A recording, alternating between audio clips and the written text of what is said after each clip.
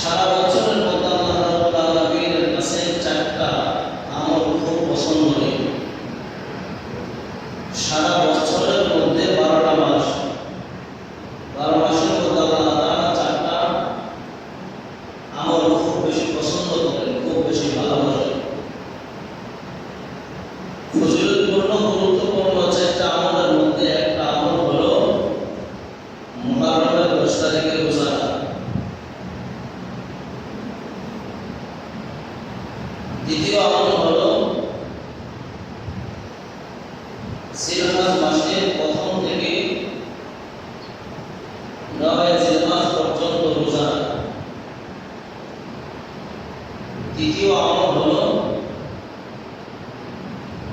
আরবি মাসে প্রত্যেক মাসে 3টা করে রোজা রাখা।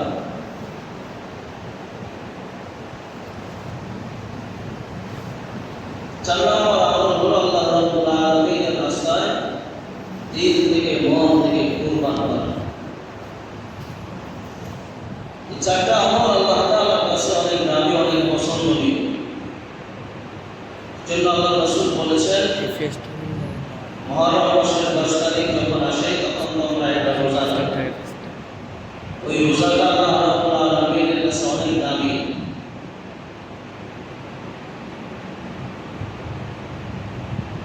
জিলহজ মাসের 1 থেকে 9 পর্যন্ত রোজা রাখা।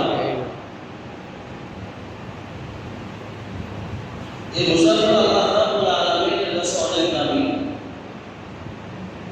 আল্লাহ রাসূল জনাব মুহাম্মদ রাসূলুল্লাহ সাল্লাল্লাহু আলাইহি ওয়াসাল্লাম সব সময় রোজা রাখতেন।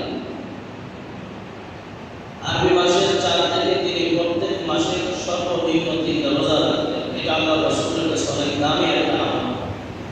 আল্লাহ তাআলার কাছে এটা অনেক দামি। এজন্য আল্লাহ পাক রব্বুল আলামিন 9 জিলহজ পর্যন্ত, জিলহজের প্রথম থেকে 9 জিলহজ পর্যন্ত যে 9 দিন রোজা রাখার গুরুত্ব বিধান অর্পণ করেছেন, এটা আল্লাহ তাআলার কাছে অনেক দামি। জন্য আল্লাহ পাক রব্বুল আলামিন জিলহজ মাসে আমল নির্ধারণ করলেন। 1 নম্বর হলো যে কেউ যখন জিলহজ মাসের 4 হতে সেই 4 থেকে সেদিন থেকে যদি রোজা রাখে, এই রোজাটা আল্লাহ রাব্বুল আলামিনের কাছে অনেক গুরুত্বপূর্ণ, অনেক দামি একটা রোজা, অনেক দামি একটা ইবাদত।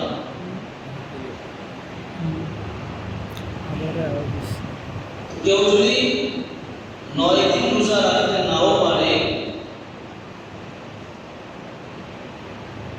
সে যেন আরাফার দিনে রোজা রাখে। আরাফার দিনে রোজা গুরুত্বপূর্ণ, খুব গুরুত্বপূর্ণ একটা ইবাদত। কারণ আল্লাহ রাব্বুল আলামিন এই জিলহজ মাসে যে আমল দান করলেন,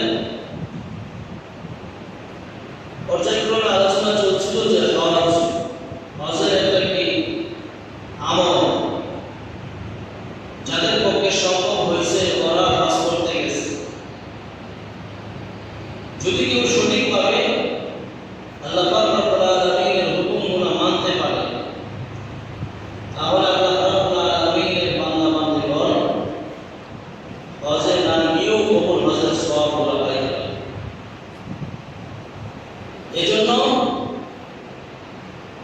কিছু আমল, গুরুত্বপূর্ণ কিছু আমল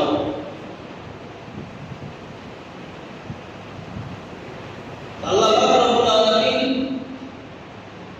হজের পাশাপাশি যে কুরবানি করার আমল দান করলেন, সেই কুরবানিটা আমরা কেন করব, কার জন্য করব? আল্লাহ তাআলা বলেছেন এই কুরবানিটা হবে একমাত্র লিল্লাহি, আমার জন্য। অর্থাৎ আল্লাহ তাআলার জন্য হবে একমাত্র কুরবানি, কোন মানুষের জন্য নয়। এজন্য আল্লাহ পাক রব্বুল আলামিন কুরআনুল কারীমের আয়াতের মধ্যে বলেছেন, লা ইয়ানালুল্লাহু লুহুমুহা ওয়ালা দিমাউহা ওয়ালাকিন ইয়ানালুহুত তাকওয়া মিনকুম। আল্লাহ তাআলা বলেন, তোমরা তুমি কত বড় গরু এনেছো, কত বড় বকরি এনেছো, কত বড় দুম্বা এনেছো, কত বড় উট এনেছো, সেটা আমি আল্লাহ দেখার নয়। আমি আল্লাহ দেখার হলো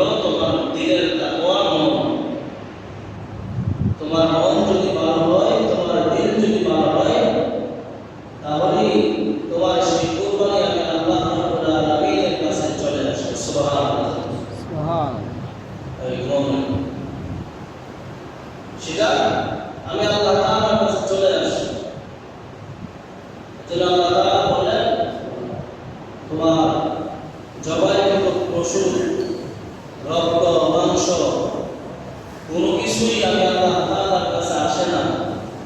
আসে শুধু তোমার দিলের তাকওয়া, আসে শুধু তোমার দিলের নেক মাকসাদ, তোমার দিলের মাকসাদকে উদ্দেশ্য। জন্য আল্লাহ রাসূল বলেছেন, ইন্নামাল আমালু বিন্নিয়াত, মানুষের সমস্ত আমলের একমাত্র গ্রহণযোগ্যতা হলো তার নিয়ত। নিয়ত যার যেমন হবে তার আমল আল্লাহ তাআলার কাছে ততটা দামি হবে।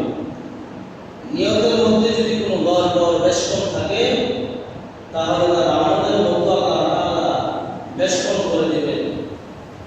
এই জন্য আল্লাহ রাসূল হাদিস শরীফের মধ্যে ইরশাদ করেছেন যে তোমরা তোমাদের দিল থেকে যে জিনিস আল্লাহর রাস্তায় কোরবান করবা সেটাই হলো কি কুরবানি।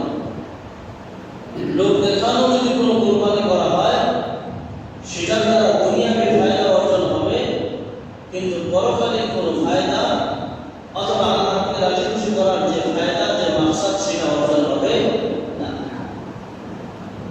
এই জন্য আল্লাহ রাসূল বলেন, ইন্নামাল আমালু বিন্নিয়াত, নিয়তের উপরে হলো কি সমস্ত কিছুর ফায়সালা। এই হাদিসও আল্লাহ রাসূল বিশাল বড়, বুখারী শরীফের অনেক বড় একটা হাদিস। এই হাদিসও আল্লাহ রাসূল যখন বলেছিলেন, আল্লাহ রাসূল যুদ্ধের ময়দানে গিয়েছিলেন সাহাবায়ে কেরামদেরকে নিয়ে। সেখানে যুদ্ধের ময়দানে গিয়ে আল্লাহ রাসূলের একজন সাহাবী তার হারানো বিবি মানে হারায় গেছিল। তো সে জানতো যে সে ওই এলাকায় থাকে কিন্তু যাইতে পারে না।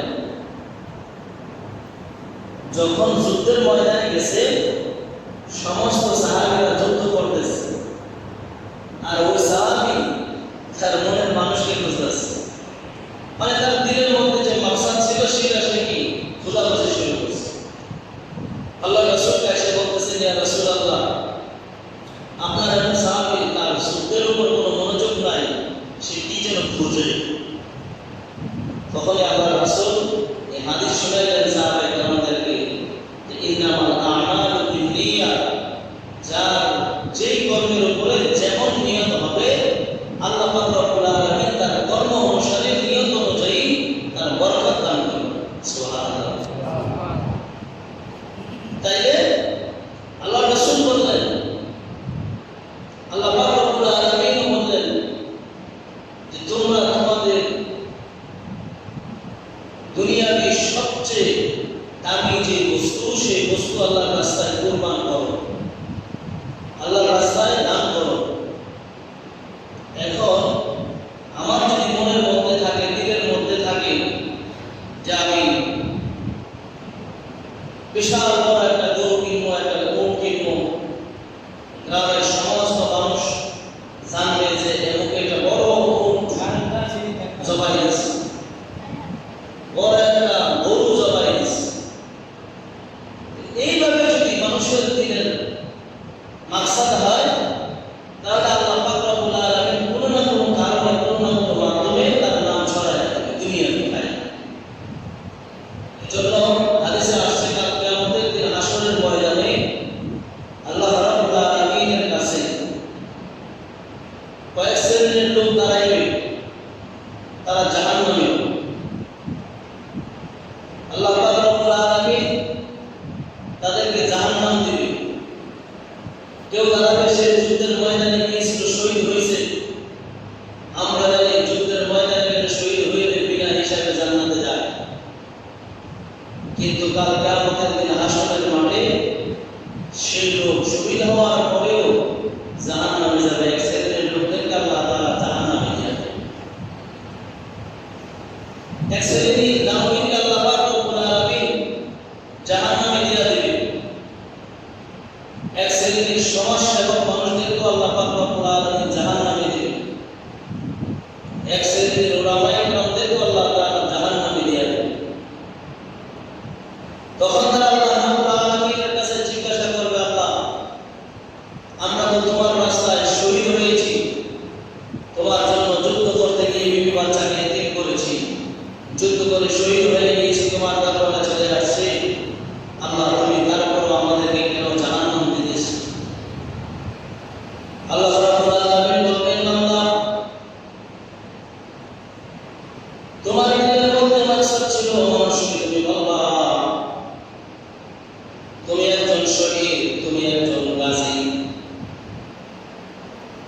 তুমি একজন শহীদ হয়েছো, তুমি গাজী হয়েছো, এমন ভাবে মানুষদেরকে বলা হয়েছিল তোমার মাকসাদ, তোমার উদ্দেশ্য। এই জন্য আমি আল্লাহ রাব্বুল আলামিন আজকে তোমাকে দুনিয়াবি যে উদ্দেশ্য, যে চাহিদা, যে নিয়ম তোমার ছিল, আমি আল্লাহ সেটা পুরো করে দিলাম। সমস্ত মানুষের মুখে মুখে আমি আল্লাহ ফুটাইয়া দিলাম এমন শহীদ হয়েছে, এমন গাজী হয়েছে। কিন্তু তুমি যে আমি আল্লাহ পাক রব্বুল আলামিনকে রাজি খুশি করার জন্য যুদ্ধ করো নাই, শহীদ হও নাই, সেটা আমি আল্লাহ তোমার দিলের খবর ভালো করে জানি। দুনিয়াতে যা চাইছিলাম তা আমি আল্লাহ দিয়ে দিলাম। দুনিয়াতে তুমি চেয়েছিলে মানুষ তোমাকে শহীদ বলো, মানুষ তোমাকে গাজী বলো, মানুষ তোমাকে তানবুর বলো, মানুষ তোমাকে এরকম ভাবে সমাজ সেবক বলো, মানুষ তোমাকে এমন ভাবে বলো আলেম বলো। দুনিয়ার জমিনে যা চাইছো তা দিয়ে দিলাম। দুনিয়ার জমিনে মানুষ তোমাকে বড় আলেম জানতো, কিন্তু তুমি আলেম হয়ে আমি আল্লাহকে রাজি খুশি করবা সেটা তোমার উদ্দেশ্য ছিল না, মাকসাদ ছিল না। দুনিয়ার জমিনে তুমি দান করে আমি আল্লাহকে রাজি খুশি করবা সেটা তোমার উদ্দেশ্য ছিল না। দুনিয়ার জমিনে ইবাদত করে আমি আল্লাহকে রাজি খুশি করব সেটা তোমার উদ্দেশ্য ছিল না। দুনিয়ার জমিনে শহীদ হইবা, মানুষ তোমাকে শহীদ বলবে সেটা তোমার উদ্দেশ্য ছিল, আমি আল্লাহকে রাজি খুশি করা তোমার উদ্দেশ্য ছিল না। এই জন্য আমি আল্লাহ তোমার দুনিয়াতে তুমি যা চাইছিলে সব দিয়া দিলাম। আর আজকে পরকালে তোমার জন্য আমি আল্লাহ রাখলাম জাহান্নাম। যা আছে তোমার জন্য আমি আল্লাহ জাহান্নাম নির্ধারিত করলাম। এই জন্য আল্লাহ রাসূল বলেন ইন্নামাল আ'মালু বিন্নিয়াত। যে মানুষ যে নিয়তে যেইভাবে আমল করবে, যার নিয়তটা যেমন হবে, যার আমলের গুণ যেমন হবে, মহান রব্বুল আলামিন তার আমলের নিয়ত অনুসারে আল্লাহ পাক রব্বুল আলামিন তার বরকত দান করবে। এই জন্য আল্লাহ রাব্বুল আলামিন বলে বান্দা লা ইয়ানালুল্লাহু লুহুমুহা ওয়ালা দিমাউহা ওয়ালাকিন ইয়ানালুহু তাকওয়া মিনকুম। বান্দা রে, আমি আল্লাহ তোমার জবাইকৃত পশু, আমি আল্লাহ তোমার কুরবানিকৃত জানোয়ারের রক্ত চাই নাই, মাংস চাই নাই, আমি আল্লাহ চাইছিলাম তোমার দিলের তাকওয়া। বান্দা তুমি বড় কুরবানি না, আমি আল্লাহকে রাজি খুশি করতে চাও নাই। বড় কুরবানি না, তুমি আমি আল্লাহকে রাজি খুশি করতে চাও নাই। বড় কুরবানি না, তুমি আমি আল্লাহকে রাজি খুশি করতে চাও নাই। বড় সালামাই না, তুমি আমি আল্লাহকে রাজি খুশি করতে চাও নাই। তুমি চেয়েছিলে মানুষকে দেখাইবা। দুনিয়ার মানুষ তোমাকে বড় দানবীর বলেছিল, বড় বড় কিছু বলেছিল, তুমি শিল্পপতি, তুমি পয়সাওয়ালা, মানুষ তোমাকে এরকম ভাবে অবাক দিয়েছিল, এমন ভাবে তোমার গুণ কীর্তন করেছিল, তুমিও যা চাইছো তা সরাইয়া গেছে। আজকে দুনিয়া সে আমলের কারণে আমি আল্লাহ তোমার এই জাহান্নাম দিয়ে দিলাম। এই জন্য আল্লাহ পাক রব্বুল আলামিন বলে বান্দা আমি ইসমাঈল আর ইব্রাহিমের ইতিহাস তোমার মধ্যে উন্মোচন করার একটাই কারণ, পবিত্র কোরআনুল কারীমের মধ্যে আমি ইসমাঈল আর ইব্রাহিমের কুরবানির ইতিহাস উন্মোচন করার একটাই কারণ, সেটা হলো আমি আল্লাহ চাই তুমি বুঝতে পারো, তোমরা যেন বুঝতে পারো আমি আল্লাহ কি চাই, আমি আল্লাহ কি চাই সেটা যেন তুমি বুঝতে পারো। এই জন্য আমি আল্লাহ রাব্বুল আলামিন আমার পবিত্র কোরআনুল কারীমের মধ্যে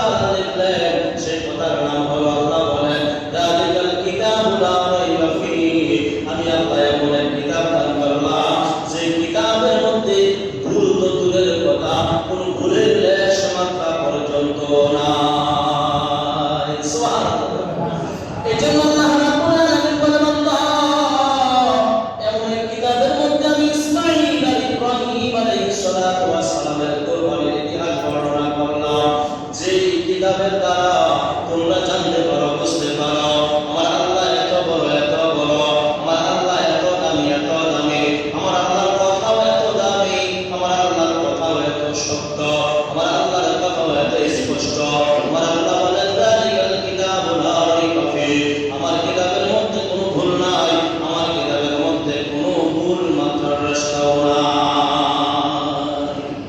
এই জন্য আল্লাহ রাব্বুল আলামিন বলেন ইসমাঈল আর ইব্রাহিমের ইতিহাস উন্মোচন করে আমি আল্লাহ কি বোঝাইতে চাইলাম, বান্দারে যদি তুমি বুঝতে পারো আমার আল্লাহর কোরআনের মধ্যে, আমার আল্লাহর কিতাবের মধ্যে, আমার আল্লাহর কালামের মধ্যে এই কথাগুলো স্পষ্টভাবে লেখা আছে, এই তোমার দিলের মধ্যে আরো এরকম ভাবে সত্যর সঞ্চয় হবে, তোমার দিলের মধ্যে আরো বিশ্বাস জন্মাইবে, তোমার দিলের মধ্যে বিশ্বাস হবে আমার আল্লাহর কিতাবের মধ্যে কোনো ভুল নাই, আমার আল্লাহর কিতাবের মধ্যে কোনো ভুল হইতে পারে না। আল্লাহ তোর দিলের মধ্যে স্পষ্ট জ্ঞান দেওয়ার জন্য, তোর দিলের মধ্যে যেন স্পষ্ট বুদ্ধি হয়, তোর দিলের মধ্যে যেন কোনো এরকম ভাবে মিথ্যা অপকাশটাও না ঘটে, এই জন্য আমি আল্লাহ পবিত্র কোরআনুল কারীমের মধ্যে কথাগুলো উঠাইয়া দিলাম। আমি আল্লাহ জানাই দিলাম তখন পৃথিবীর মানুষ ভালো করে জানো আমি আল্লাহ রাব্বুল আলামিন আমার পয়গম্বর ইব্রাহিমকে কয়েক জায়গায় আমি আল্লাহ তার পরীক্ষা করলাম। এক নাম্বার তার পরীক্ষা করলাম আমি আল্লাহ নমরুদের আগুনের মধ্যে ফালাইয়া আমি আল্লাহ পরীক্ষা করলাম। দুই নাম্বার আমি আল্লাহ তিনারে আমার সন্তান দিয়ে পরীক্ষা করলাম। তিন নাম্বার আমি আল্লাহ তিনারে আবার সেই সন্তান জবাই কইরা আমি আল্লাহর রাস্তায় কুরবানি দেওয়ার জন্য পরীক্ষা করলাম। আমি আল্লাহ বারংবার আমার পয়গম্বরকে পরীক্ষা করলাম, পরীক্ষা করে দেখলাম আমার পয়গম্বর আমি আল্লাহর কাছে খুশি করার জন্য তার জীবনের যত সবচেয়ে দামি বস্তু আছে সেই দামি বস্তুটা পর্যন্ত আমার রাস্তায় দিয়া দিতে বস্তু, সুবহানাল্লাহ, দিয়া দিতে বস্তু। এই জন্য আল্লাহ রাব্বুল আলামিন যখন আদেশ করলেন ইব্রাহিম তুমি তোমার মনের বস্তু সবচেয়ে দামি যে জিনিস, সবচেয়ে প্রিয় যে জিনিস, সেই জিনিসটা আমি আল্লাহর রাস্তায় দান করো, সেই জিনিসটা আমি আল্লাহর রাস্তায় কুরবানি করো। ইব্রাহিম আলাইহিস সালাম আমার মালিককে ডাকতে বলেন আল্লাহ সবচেয়ে দামি কোন বস্তু আমি বুঝতে পারি না।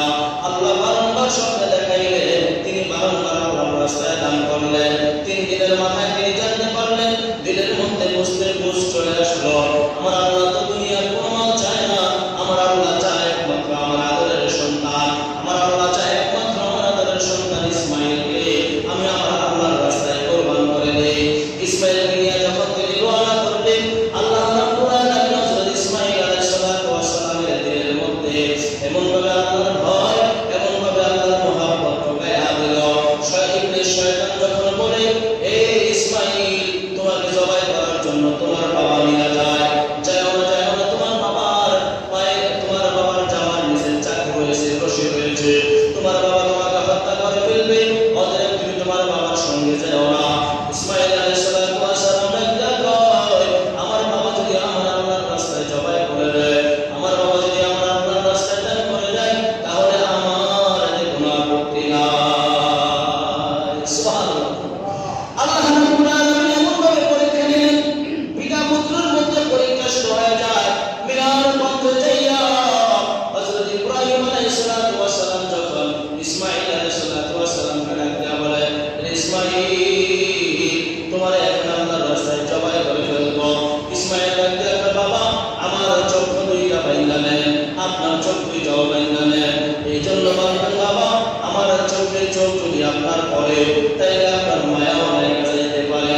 বাবা আপনার আমার হাত পা বাইন্ধা দেন, এই জন্য আমার হাত পা গুলা বাঁধেন, কারণ আমার হাত পা গুলা দিয়া না জানি আমার আপনারা আমি কষ্ট দিয়া ফেলে নাকি, এই জন্য বাইন্ধা ফেলেন। হাত পা বাইন্ধা আল্লাহর রাস্তায় বিসমিল্লাহ আল্লাহু আকবার কইয়া যখন হযরত ইব্রাহিম আলাইহিস সালাতু ওয়াস সালাম ইসমাঈলের গলার মধ্যে চাকু লাগায়া দেয়, আমার আল্লাহ ডাকতে কয় ইব্রাহিম যা জলদি কইরা যা, আমার আমি আল্লাহ রাব্বুল আলামিন আমার দুই বান্দা আমি আল্লাহ আমার দুই পয়গম্বরের আমি আল্লাহ আমার দুই পয়গম্বরের এই যে চিত্র, এই যে ইতিহাস দেখলাম, দেখে আমি আল্লাহ মানতে পারি না।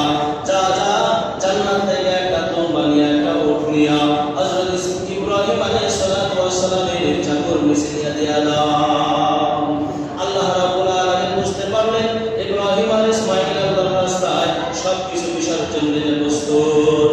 এই জন্য আল্লাহ রাব্বুল আলামিন বুঝাইলেন, বান্দা দুনিয়ার জমিনে আমি আল্লাহ তোমার সন্তান চাই নাই, দুনিয়ার জমিনে আমি আল্লাহ তোমার বিবি বাচ্চা চাই নাই, আমি আল্লাহ চাইলাম তোমার কাছ থেকে কিছু অর্থ, যে অর্থগুলো দিয়া তুমি তোমার দিল থেকে মন থেকে আমি আল্লাহর রাস্তায় একটা গরু কিনে, একটা খাসি কিনে, একটা দোম্বা কিনে, একটা ওট কিনা আমি আল্লাহর রাস্তায় তোমার দিল থেকে মন থেকে আমি আল্লাহর জন্য জবাই করবা, আমি আল্লাহর জন্য কুরবান করবা, আমি আল্লাহ তোমার জবাই কিন্তু বস্তুর উপরে তোমার উপরে রাজি রাজি বসে যায়। এই জন্য আমরা বুঝাই যে বান্দা তুই যে এত কিছু দাও, 10 মণ গোশত, 15 মণ গোশত, 2 মণ গোশত, 1 মণ গোশত, আধা মণ গোশত যা তুমি পাও এগুলো হলো তোমার বোনাস। আর তোমার দিলে যদি ভালো থাকে এই সব কিছুর জন্য আমি আল্লাহ তোমার আমল নামে নেক ঢুকাইয়া দিই। সুবহানাল্লাহ। তাইলে সামান্য একটু নিজের মনকে বোঝানোর জন্য, বুঝাইতে চাইয়া, নিজের মনকে স্পষ্ট করতে চাইয়া আমরা অর্থ ঠিকই ব্যয় করি, লোক দেখানোর জন্য করি, নিজের সন্তানদের থেকে নিজের অপমানকে ঢাকতে যাইয়া করি, নিজের শ্বশুর বাড়ি, নিজের আত্মীয় স্বজন থেকে সবকিছু ঢাকার জন্য যদিও আমরা কুরবানি করি, কিন্তু কখনো কখনো আমরা সেই কুরবানিটা নিজের মধ্যে শুধু নিয়তের কারণে, নিয়তের বরবাদের কারণে, খেলাফের কারণে আমাদের কুরবানিগুলো কি হয়ে যায়, ধ্বংস হয়ে যায়, নষ্ট হয়ে যায়, বরঞ্চ আল্লাহ আমাদের উপর আর উল্টা নারাজ হয়ে যায়। এই জন্য কি করতে হবে, যারা কুরবানি দিবে এই কুরবানিটা হইতে হবে কার জন্য, লিল্লাহি, একমাত্র আল্লাহর জন্য। কথা বলেন ঠিক কিনা? কুরবানি হইতে হবে একমাত্র আল্লাহর জন্য। আল্লাহর জন্য যদি কুরবানি হইতে হয় তাহলে কখনো চিন্তা করা যাবে না যে স্কেল মাইপা গরুর গোশত গরু স্কেল মাইপা গরু আনা যাবে না।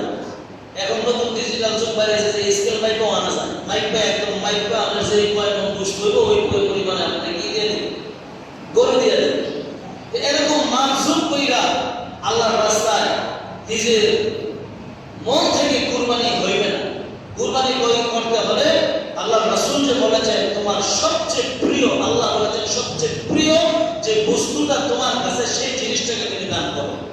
তাইলে এখন উচিত ছিল আমাদের যে আমরা যে গরু দেই, ছাগল দেই, যাই দেই, এটাকে আইনা কিছুদিন পালা, কথা বুঝেন, সেটাকে কিছুদিন পালন, এটা ছিল কি আমাদের উচিত। কারণ যেই পশু হোক আর মানুষ হোক, যেই জিনিসটা আপনার বাড়িতে কিছুদিন থাকে তার যদি আপনি সময় দেন, তার পেছনে যদি আপনি একটু শ্রম দেন, তাহলে তার প্রতি মায়া আর মহব্বতটা একটু কি বেশি হয়, ভালো হয়।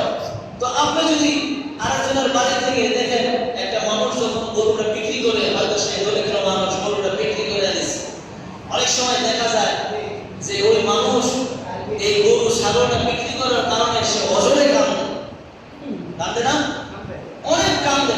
কান্নার কারণটা কি? কান্না করার কারণ হলো সে 1 বছর 2 বছর সেই গরুটার পিছনে কি দিয়েছে, শ্রম দিয়েছে, এটাকে সেবা যত্ন করছে, নিজের সন্তানের মতো দেখশন করছে। এর জন্য তার দিলের মধ্যে এই পশুটার প্রতি কি হয়ে গেছে, মায়া জন্মায় গেছে। আল্লাহ রাব্বুল আলামিন বলে যে এমন ভাবে তুমি তোমার আদরের জিনিসটা যদি আল্লাহর রাস্তায় কুরবানি করতে হয়, তাহলে আমাদের উচিত ছিল যে কিছুদিন সেই পশুটা আইনা বা এটা কি করি আল্লাহর রাস্তায় দিতে, তাহলে মনটার মধ্যে একটু দরদ, ভালোবাসা, মায়াটা থাকে। এটা হলো একটা বিষয়। দ্বিতীয় বিষয় হলো যে কুরবানির পশুটা কেমন হওয়া উচিত। আল্লাহ রাসূল বর্ণনা করেছেন কুরবানির পশু হইতে হবে মোটামুটি ভাবে আপনার চয়েসফুল একটা জিনিস হইতে হবে। এখন দেখা গেছে যে গোশত বেশির জন্য গরুটা মোটামুটি আত্মরা হইলেও হয় না?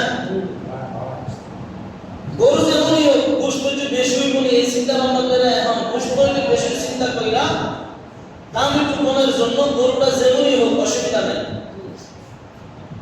আরে আপনি যখন 5 লাখ টাকা দিয়ে, 2 লাখ টাকা দিয়ে, 1 লাখ টাকা দিয়ে গরু জবাই দিবেন আল্লাহর রাস্তায়, আল্লাহর জন্য, তাইলে এটাতে 50 কেজি গোশত কম হোক, 1 মণ গোশত কম হোক, অসুবিধা নেই। আপনি তো দিবেন আল্লাহর জন্য, যেটা পাইতেছেন ওটা তো বোনাস।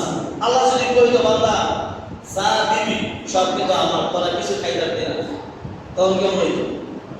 ধরেন আল্লাহ যদি এই আইন করতো, আগের দিনের আইনের মতো যদি আইন থাকতো, মুসা পয়গম্বরের মতো যদি আইন থাকতো, আদম নবীর মতো যদি আইন থাকতো যে কুরবানির বস্তু যা দিছে সবগুলা পুইলা ছাই হয়ে আসমানে চলে গেছে, এরকম যদি হইতো তাহলে এখনকার গোশত খাওয়ার মতো আর সুযোগই থাকতো না। কথা বলতে ঠিক না?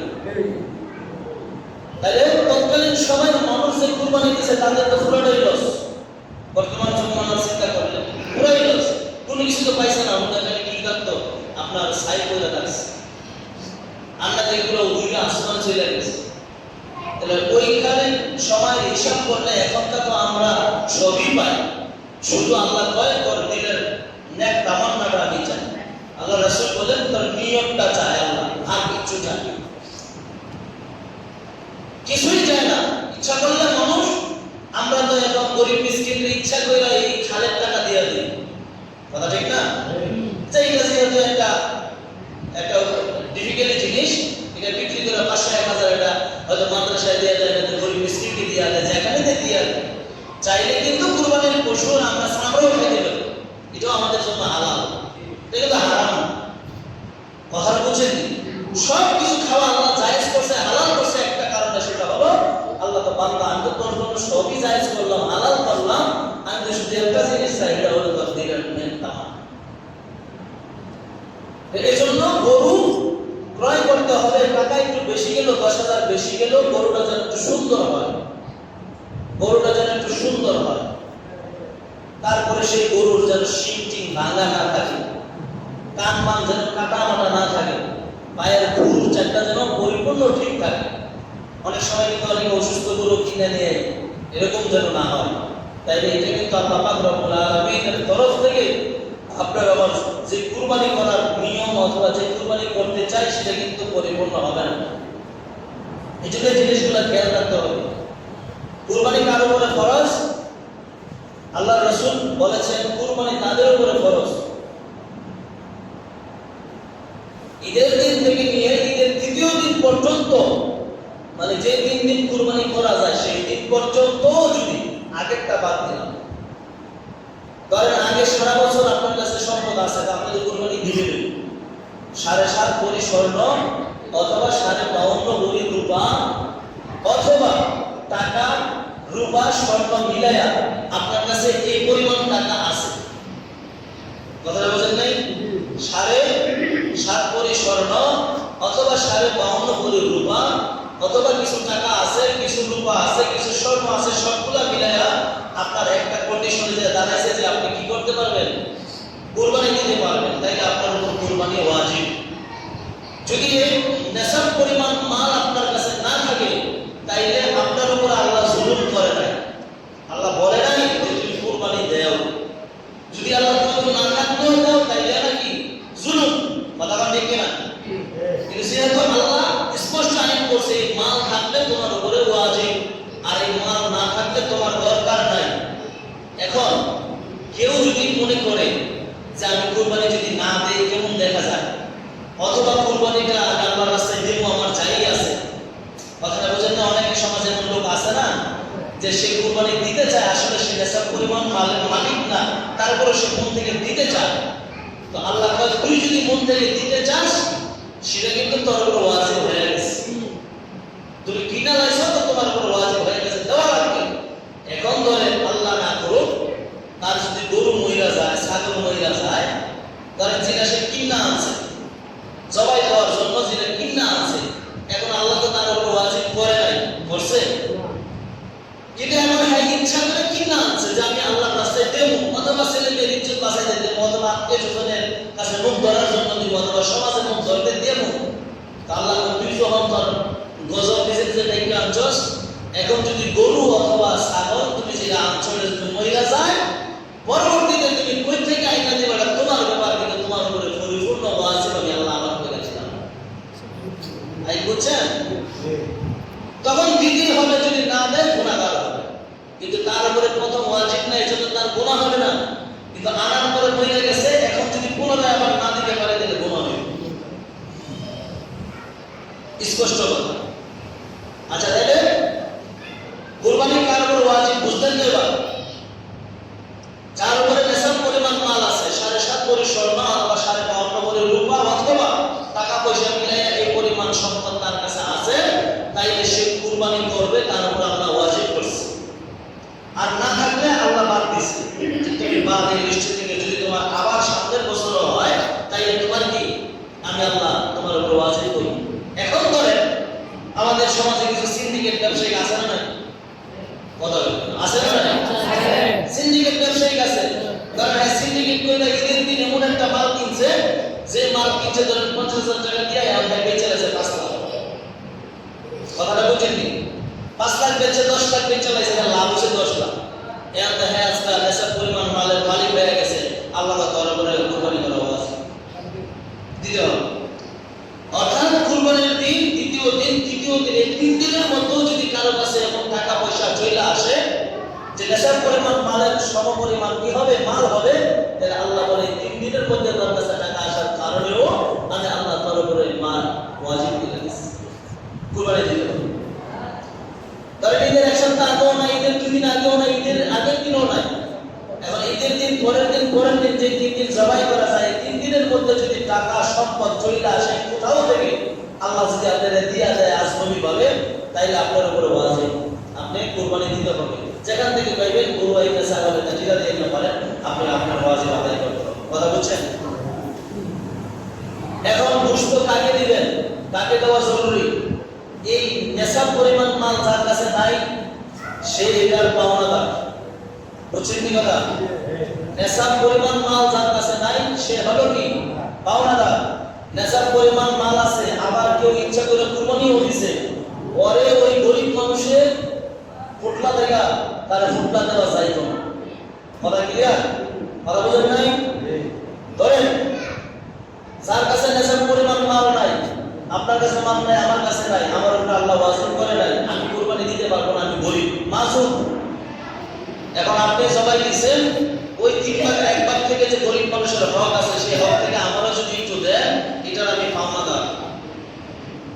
আর আমি কুরবানি দিছি, কুরবানি আমি দিছি, আমার কাছে টাকা নাই, তারপর আমি দিছি হালাল করার করে, কিন্তু আমি তো কুরবানি দিয়া লাইছি, এর আমার আমি নিয়োগ করার কারণে ওয়াজিব হয়ে গেছে, মাল কিনা লাইছে ওয়াজিব হয়ে গেছে। কারণ মন চাইলো যে না, গরিব মানুষ হয়েছে, এটা বড় আছে, হ্যাঁ থেকে হুজুর দুটো দিয়ে দেয়, তাহলে এটা আদায় হইত না। কি হইত না? আদায় হবে না। যেটা গরিবের হক, এটা গরিবই দেওয়া লাগবে। যেটা পাড়া প্রতিবেশী অথবা আত্মীয় স্বজনের হক, সেটা আত্মীয় স্বজনকে দিয়ে দেবেন। যেটা নিজে খাইতে পারবেন, যেটা নিজের হক, সেটা নিজের কাছে রেখে দেবেন। স্পষ্ট একভাবে। অর্থাৎ যার কাছে নেশার পরিমাণ মাল নাই, যার উপর আল্লাহ কোন ওয়াজিব করে নাই, আর ওই গরিবের হক যেটা আপনার কাছে বন্টন করা আছে, সেটা থেকে আপনি দিয়ে দেবেন। তাহলে নিয়ম হলো, আপনি আপনার গরু ছাগল যেটাই আপনি দেন, সেটাকে আপনি 3 ভাগ করেন, পরিপূর্ণ 3 ভাগ করেন। পরিপূর্ণ 3টা ভাগ করে সেখান থেকে আপনি সুন্দর করে ওই গরিবের যে হকটা আছে, সেখান থেকে আপনি আস্তে আস্তে করে আপনার গরিবদেরকে দিয়ে দেবেন, যে কজনকে দিয়ে পারেন। তাইলে আমরা এই জিনিসগুলো লক্ষ্য করব।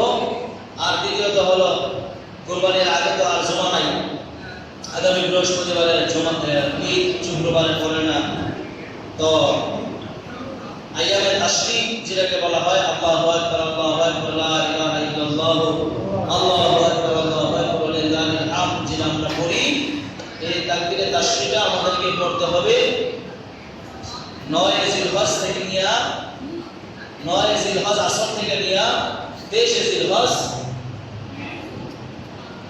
জিলহজ পর্যন্ত, অর্থাৎ 23টা নামাজ, 23 ওয়াক্ত নামাজের পরে আমরা এইভাবে কি করব, আমল করব। এটা মনে রাখতে হবে, কিন্তু ওয়াজিব। ধরেন কেউ কোন কারণবশত জামাতে নামাজ পড়তে পারলেন না, জামাতে নামাজ হয়েছে না, অথবা আপনি পড়তে পারছেন না, কিন্তু তাকবীরে তাশরিক কিন্তু আপনার উপর ওয়াজিব, এটা গেছে কেন? আপনি যদি একা একা ঘরে নামাজ পড়েন, তাহলে নামাজের উপরে তাকবীরে তাশরিক পড়তে হবে, এটা মনে রাখতে হবে। কথাটা বুঝছেন? অনেকে এই নিয়মটা হয়তো জানলেও আবার মন থাকে না, মনে করাই দিলাম।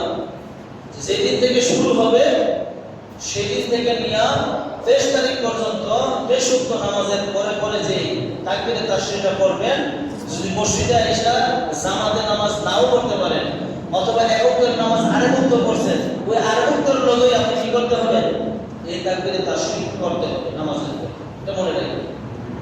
আর বিশেষ করে যারা রোজা রাখতে পারবেন, রোজা রাখেন। এটা তো জিলহজ মাস, হয়তো বুধবারে চাঁদ উঠছে, আজকে থেকে রোজা রাখতে পারেন, চাইলে আজকে থেকেও রোজা রাখতে পারেন, 2 দিন এর কিছু কোনো অসুবিধা নেই, রাখতে পারেন। ঠিক আছে, সকলে চেষ্টা করবেন এই 9 দিন রোজা কম কম যেটুকু পারেন রাখার জন্য। আল্লাহ পাক রব্বুল আলামিন আমাদের সকলকে কথাগুলো বোঝার জন্য তৌফিক দান করুন, সকলে বলে আমিন। এবং যারা কুরবানি করব নিয়ত করেছে আল্লাহ তাআলা আমাদের সকলের দিলের নেক মাকসাদ পুরা করুন, সকলে বলে আমিন। ওয়া আখিরু দাওয়ানা